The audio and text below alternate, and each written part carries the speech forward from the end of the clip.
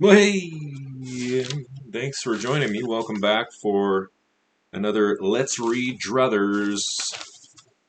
Anybody who watches the channel at this point probably knows what this is, but for anybody that's just tuning in for the first time, I started a new series last month called Let's Read Druthers, and we're gonna read in this series, in this playlist. We're not just gonna read Druthers. We are gonna read Druthers every month because I love Druthers, and you should too because they're awesome. And it's free. I don't work for Druthers. I'm not affiliated with them in any way. I'm just a huge fan. I love any publication or any human that speaks the truth. You do right by me. Um, but yeah, we're gonna keep doing this. We're gonna eventually read other things as well, magazines, books, all kinds of stuff, and we're gonna talk about them. But right now, the big pressing issue is what's going on in the world. Our world, as you know, or maybe you don't know. If you're watching this, you probably are aware. Um, our world is falling apart. I don't know how else to say it. It's going downhill and it's going downhill fast. So, like I said last time, if you watch the absurdity, combine two words, absurdity observer, you know that I was encouraging you, and I was doing a lot of pointing, doing a lot of this. But again, there's three other fingers pointing at me. Um, I was saying it is our duty to make sure that these corrupt service corporations don't completely take over, which they're well in the process of doing. So it's our duty to question things, first of all. And a funny note, I'll get to the good news tidbits here in a second. Funny story, my last YouTube channel, which was also called Maple Grove Productions, it got flagged for misinformation or whatever bullshit because I was encouraging people to question things. I wasn't even sharing any opinions necessarily. I'm sure some of my opinions shone through, let's say. But I was mostly just encouraging people to ask questions. And for some reason, they took that as let's flag this guy for misinformation. Like, because I'm encouraging people to think critically and ask questions. Like, isn't that what, not that long ago, wasn't that a thing like your family would tell you when you're going to the doctors? Make sure you ask a lot of questions and figure out what's going on. You know, ask a lot of questions about what's going on with you and get different opinions and some different options of what drugs you can take or what therapy or whatever, you know. That was a common thing to say, make sure you ask a lot of questions when you're there, you know. I know my parents, whenever I'd go to an appointment, that's something they'd say. I say the same thing to my wife. I say the same thing to my kids. Asking questions is how you learn to understand something. So if they're flagging my video, and I got over it and I created a new channel.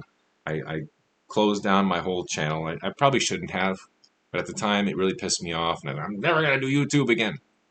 I realize now that, you know, yes, YouTube was the problem, but I'm not gonna change the way that Google does things.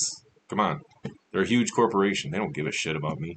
So um, I just created another channel, and I'm just gonna do the same thing. If they want to flag this video or another one, I don't care. I really don't care anymore. I don't care. I want to close down my whole account. I don't give a fuck. Do it. I'll open another one. I'll go somewhere else. It doesn't matter. These idle threats are not of no consequence to me anymore. Anyway, the reason I bring that up is that, simply encouraging people to question the narrative. Question. It wasn't even the narrative at the time. It's like question what's happening in the world. Don't just take it at face value. Don't just believe everything you see on the news. Like, do some research, read a few different articles, like take some information from multiple sources and then evaluate, which one you think is telling the truth. Like, look at the sources. Anyway, it's so ridiculous. I don't know what else to say. Let's read some good news tidbits and get encouraged and happy. I love these. I'm so glad that whoever you are out there that suggested this to Druthers, I'm so glad you did because this is something I look forward to every month. So again, this is issue number 29, April 2023, Druthers. Druthers, if you didn't know, you probably know by now, but if not, it's a publication that is free. It's all about promoting the truth. the objective truth that we can all come to know and love. And all you got to do is pay for the shipping. That's it. So here we go. Good news tidbits. We're going to try and burn through these quick. The U.S. Senate unanimously voted to pass a bill that calls on the Biden administration to declassify all intelligence about the origin of COVID-19, since the public has a right to know. Sounds good. Via Rail ordered, that's the train, the big train company here in Canada. Via Rail ordered to rehire an engineer terminated over the vaccine mandate. According to the federal arbitrator, Via Rail broke labor laws when they fired the engineer over his vaccination status. Now, why aren't all companies coming to that conclusion?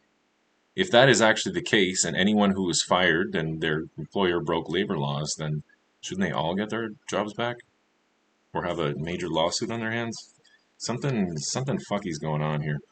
Okay, number 3. In a majority ruling on March 24th, a U.S. federal appeals court blocked President Biden's executive order mandating federal workers nationwide get vaccinated against COVID-19, citing he didn't have the authority to mandate vaccines. So how did he get away with it?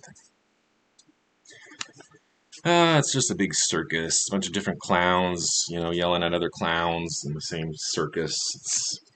So long as you're still going to the circus, it's just going to be a bunch of clowns. Georgia Governor Brian Kemp signs into law stating that you can't sign anything into law. Okay. I just had to say that. Georgia Governor Brian Kemp signs into law stating that children must wait until they are 18 to make the forever life-altering decision of gender-affirming surgery and hormone replacement therapy. Now, if that's the case, I agree, right? Wait until you're an adult, and technically you're not really an adult at 18. You're still very much a child. A lot of people are still children into their 20s. But hey, according to the legal systems, at 18, you're an adult. Okay, fine. I don't agree with that. Doesn't matter. At 18, you can technically do just about anything else, so to speak. But you can't. You can't. What I'm trying to say is, at 18, if your society is telling you that you're allowed to do this, that, and the other, and they make you wait until then to do those things, then why not make you wait until then to change your gender? Or to allow you to modify or experiment on your body with drugs? Might be another one to look at next. On March 5th, the U.S. Congress Select Subcommittee on the Coronavirus Pandemic put forth a memorandum to condemn Jeremy Farrar for his involvement in suppressing the lab leak theory and pushing the natural origin theory as fact. Jeremy Farrar, who is now earning a six-figure salary as the newly appointed chief scientist at the World Health Organization, big surprise there, and was also the former director of the Wellcome Trust, a philanthropic organization that funds the WHO, as well as organizations that fund gain-of-function research in Wuhan, conspired with the other scientists to publish... Sorry, it's getting dark in here. I'm having trouble reading. Proximal origins of SARS-CoV-2 in Nature in 2020.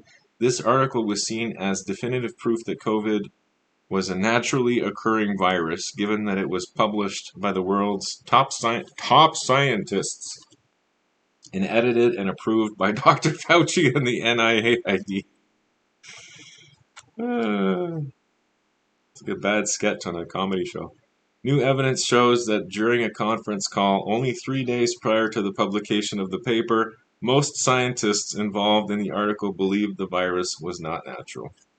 Yeah, there was not a lot about it. I remember reading other articles similar to that one, that there was not a lot about the virus that was seen in nature, like the way it behaves and the stuff it does. Anyway, last one. Here we go.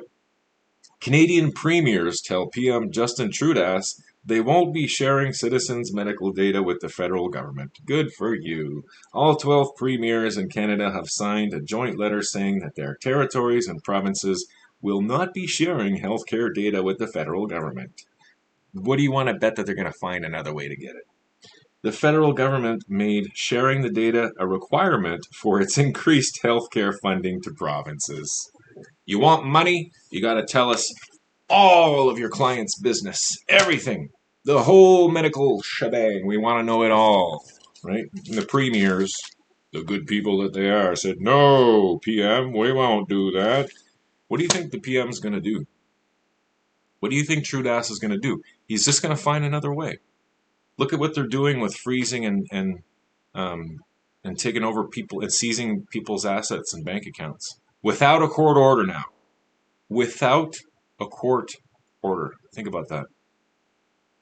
Court system's bullshit as far as I'm concerned anyway. But if they're removing the need to go through the court system to push their agenda and to take, unlawfully take the belongings and the property of others, what does that say? What does that say about where we're headed? Think about that. Think about that. It's not a bright future. The way we're headed right now, where we're going, unless you're on the counter-economics boat, it's not going to end well. And I'm afraid to say that there's not going to be very many good news tidbits to be had if we keep going the way that we are. Anyway, best thing you can do, don't fund the criminal terrorist organizations known as the cult of government. Don't fund them if you can help it. There's always opportunities to take away, or you know what? Don't take away from them. Take back what's yours, because all their money is your money, right? Where do you think they got it from? They took it from you, so take it back, right? If somebody mugs you on the street and takes your wallet, and then the next day you're driving by with a couple buddies in the car and you happen to pass by that guy that mugged you the day before, would you not get out with your buddies and beat the fucking living shit out of that guy and take your money back? Of course you would. And then some. So do the same thing, right? These criminal punks are trying to rob you blind, and they're trying to kill you with paperwork. They're trying to make your life a living hell in the public realm anyway. In the private, it's inconsequential. But it's going to seep into the private world more and more unless we do something about it now. Right now. Not tomorrow, not next week, not next month, not next year, not in a decade, not in a century, right now. And that's all I'm going to say about that. Thanks for watching. See you next time.